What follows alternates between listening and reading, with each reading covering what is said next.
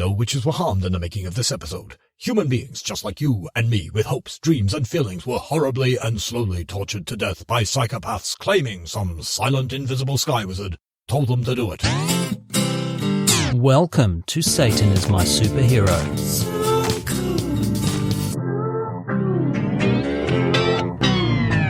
In this episode, we return to a former subject of this podcast, Cotton Mather, and tear another chapter from his life story. We first met Cotton in the episode A Pox to You, where we compared the modern anti-vax movement I'm positive vaccines are bad. I've seen the memes. to its 17th century forebear, the anti-inoculation campaign. Sounds a lot like witchcraft. In that episode, Cotton was the voice of reason, the man of science who stood up to superstitious misgivings and disinformation.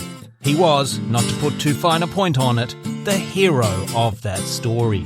So how does our man of science and reasoning acquit himself at the Salem Witch Trials? Damn you to full fucking hell, Cotton! Yeah, it's not good. Spoiler alert! Why are we tearing down this hero we built up in A Pox to You?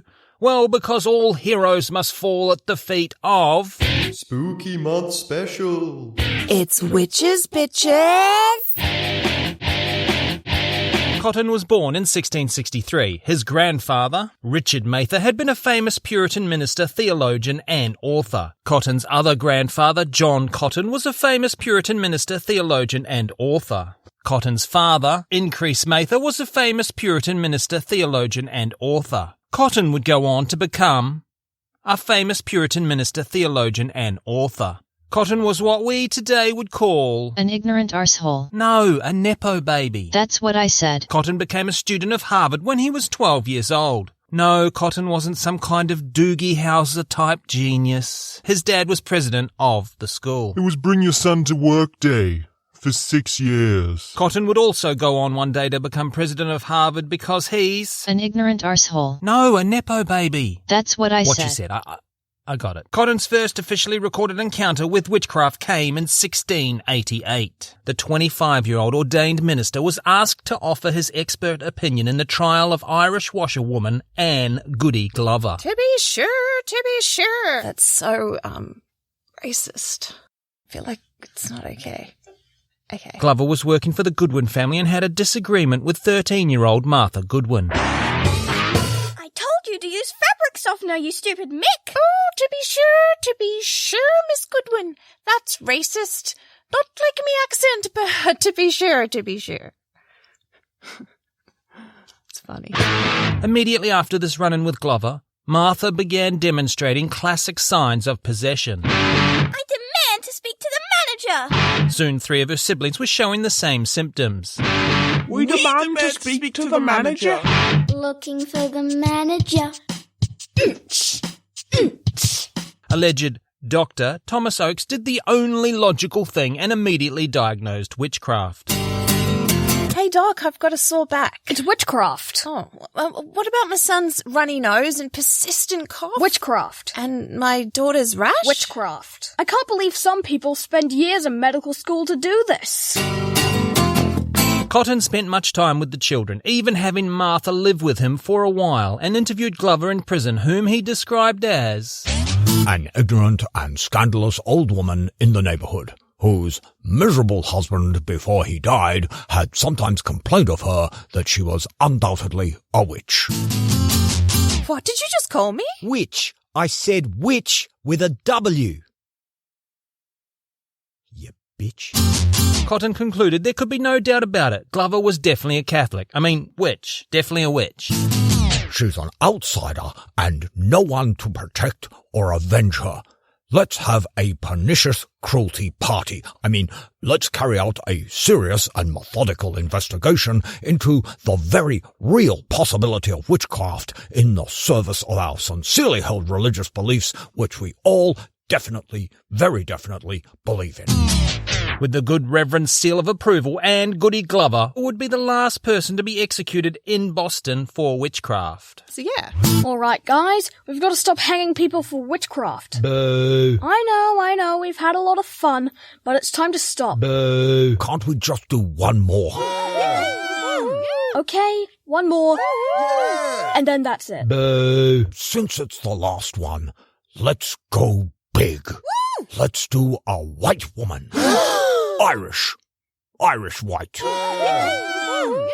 Cotton published Memorable Providences, detailing the entire case and his part in it. Dear reader, please find herein, upon these pages, as I have written upon their surface in ink, most humble words describing my heroic deed. This is not from Memorable alone, Providences. and with no authority. These are not the more actual meaningful words than of the Reverend. flowery language This has is garbage. convinced an angry man. Please don't listen. Hi there, you sick fighter. If you're currently enjoying our brand of comedy, join us on social media Visit SatanIsMySuperhero.com. and follow the links. And now, back to a time when America was great again.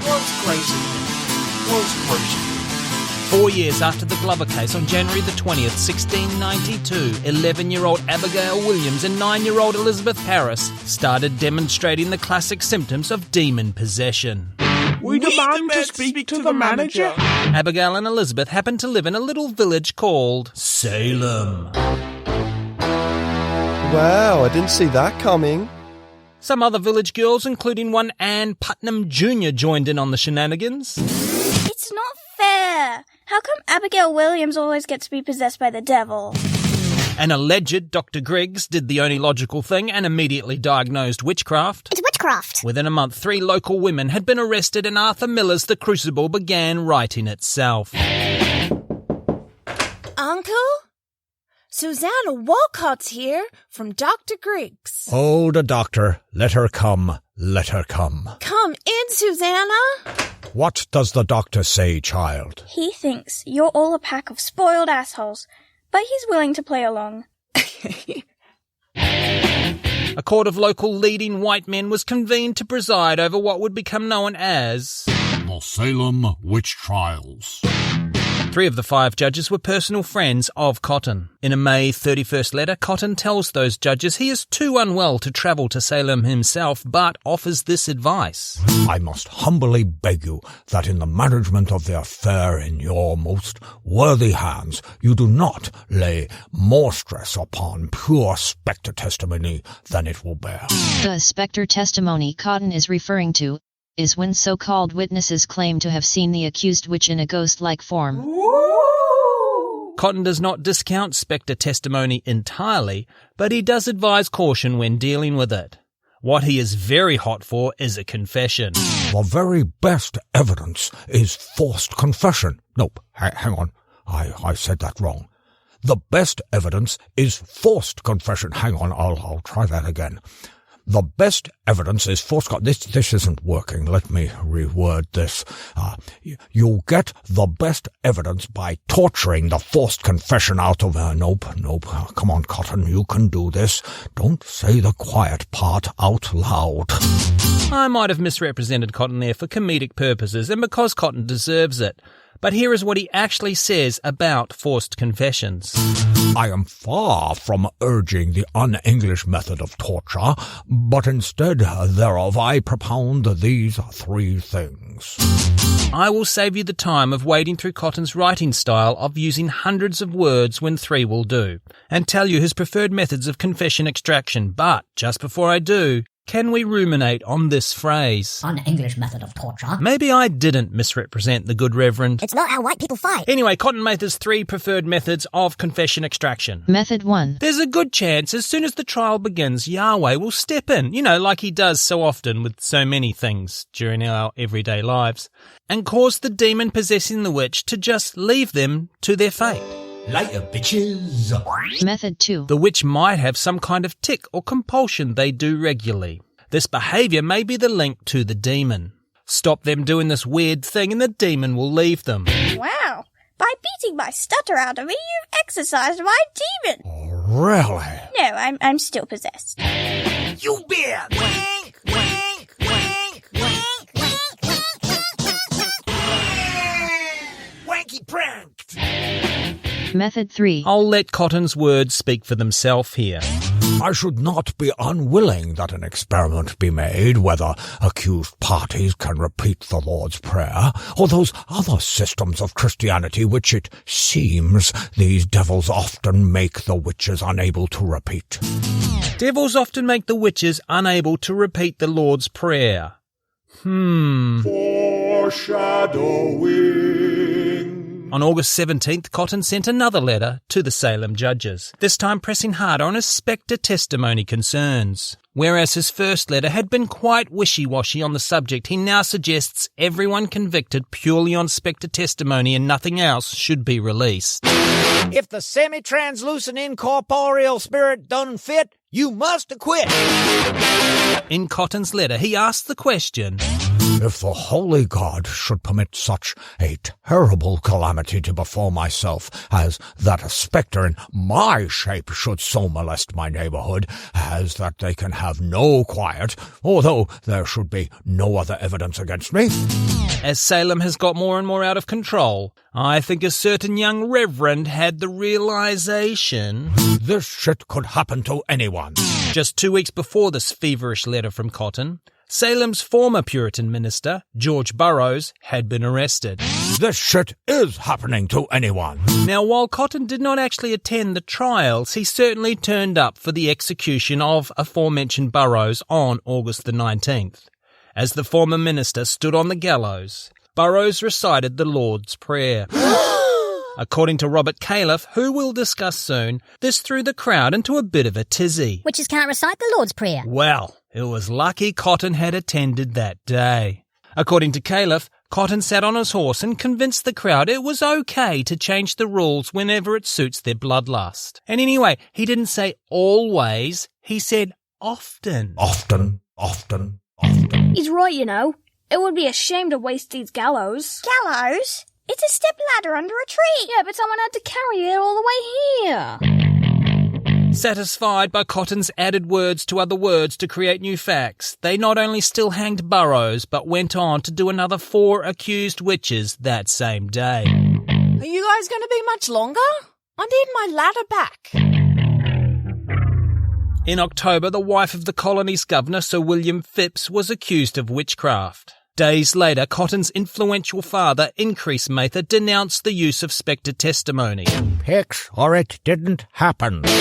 Governor Sir William Phips, whose wife had just been accused of witchcraft, suddenly banned the use of spectre testimony in trials. Governor Sir William Phips, whose wife had just been accused of witchcraft, suddenly shut down the trials altogether. Governor Sir William Phips, whose wife had just been accused of witchcraft, suddenly put a stop to any more arrests.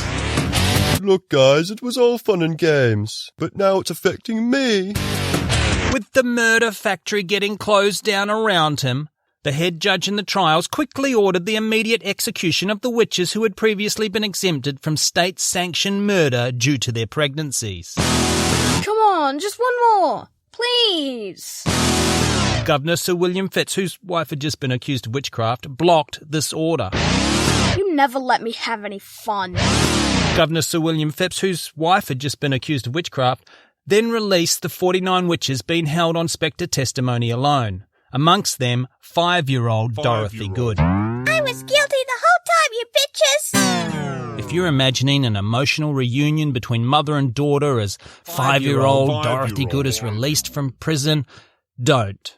Dorothy's mum Sarah had already been murdered by the righteous mob of Christians 3 months earlier. Have you ever looked at yourself in the mirror and thought, Jesus Christ, I'm an evil piece of shit? Because if you haven't, then neither have I. But if you have, can I suggest you try Christianity? Christianity, come for the bigotry, stay for the bottomless pit of serpent-tongued hypocrisy. Christianity is brought to you by Christ Incorporated. Christ Incorporated is a subsidiary of Yahweh International. Stay stupid and keep hating. Stay stupid and keep hating. Finally, in 1693, 16 months after it all began, Governor Sir William Phips, who, I don't know if I mentioned this, but his wife had actually been accused of witchcraft at the peak of the blood orgy. Anyway, May 1693, Phips, whose own wife had been accused of witchcraft, pardoned and released the remaining accused witches. See you later, witches! Fanboy of cruelty, Cotton was given all the court documents from the trial. Cotton? Why are these pages stuck together? He then published his own book on the subject titled Wonders of the Invisible World, being an account of the trials of several witches, lately executed in New England. In it, he defends the use of spectre testimony. We had to use spectral evidence because witchcraft isn't real. No, hang on, I said that wrong. We had to use spectral evidence because witchcraft isn't real. Hang on, I'll try that again. We had to use spectral evidence because witchcraft isn't working. Let me reword this. There is no real evidence for witchcraft because we made it all up. No, come on, Cotton, you can do this. Don't say the quiet part out loud. Cotton would spend the rest of his life facing criticism for his part in the Salem Witch Trials. As we discussed in A Pox to You, his reputation was very much ruined in many sectors of society, and his involvement in inoculation was a factor in it being first rejected by Boston's scientific community. This inoculation sounds a lot like witchcraft. It's not. Oh, really? Can't you sweep aside your personal feelings for me and try it? I would love to sweep aside my feelings about you, Cotton, but I can't, because no one in this colony owns a frickin' broom anymore. In 1700, Boston merchant Robert Calef published a refutation of the wonders of the invisible world. His book was titled More Wonders of the Invisible World. He just added more to Cotton's title. Not quite the burn he thinks it is. Calef was concerned Cotton was only just getting started with Salem, and in his words, let loose the devils of envy, hatred, pride, cruelty, and malice against each other, yet still disguised under the mask of zeal for God. Calef had been publicly attacking Cotton as far back as the Ann Glover case, and Cotton had threatened to sue him for libel. I am going to sue you for libel, sir. I promise you this is now my number one priority in life. Absolutely nothing else is more important to me. I shall not rest until I have seen justice done. You know, to sue me for libel, you have to prove I'm not telling the truth. You are very lucky I am too busy to sue right now. Believe it or not, Cotton went on to author nearly 400 works about all sorts of stuff, from theology to science. He even wrote a children's book. Here is my beautiful wife reading that book to our youngest. They which lie must go to their father, the devil, into everlasting burning. They which never pray, God will pour out his wrath upon them. And when they bed and pray in hellfire, God will not forgive them, but there they must lie forever. Are you willing to go to hell and burn with the devil and his angels? Seriously? That's what you read to me right before bed? What the fuck is wrong with you? Just act like I'm reading lines off a script? Yeah. What? Why is that hard? Oh dear. In a diary entry later in life, Cotton opined the reputation as a bloodthirsty witch hunter he had created for himself. Everybody points at me and speaks of me as by far the most afflicted minister in all New England. Persecution complex. Harvard alumni, Puritan historian, and the man Margret Atwood dedicated Handmaid's Tale to, Peter Miller, describes an older Cotton as a man haunted by his past and panicky lest the Lord take revenge upon his family.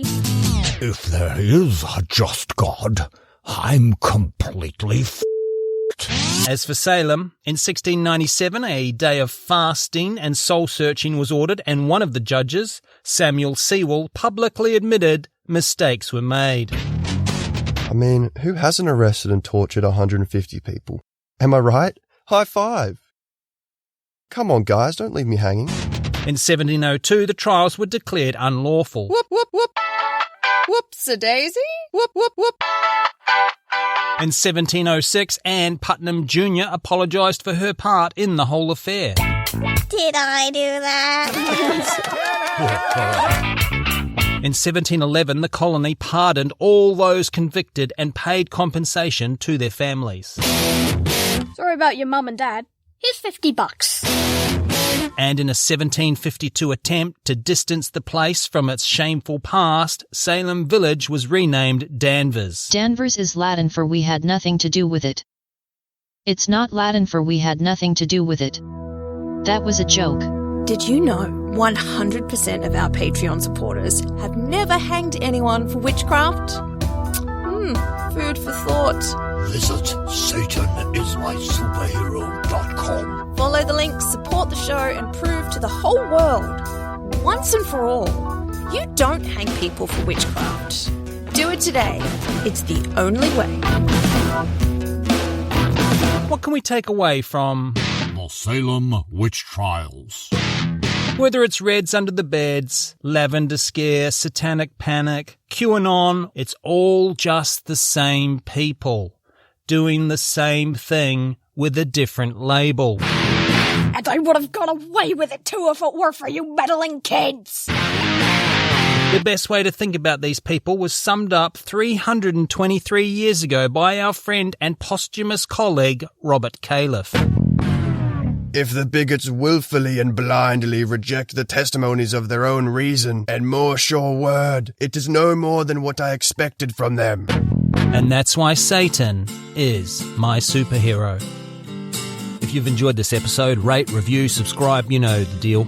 But please do go check out the website, satanismysuperhero.com, where you will find links to the merch store, our Patreon page, and all our social medias. Boo.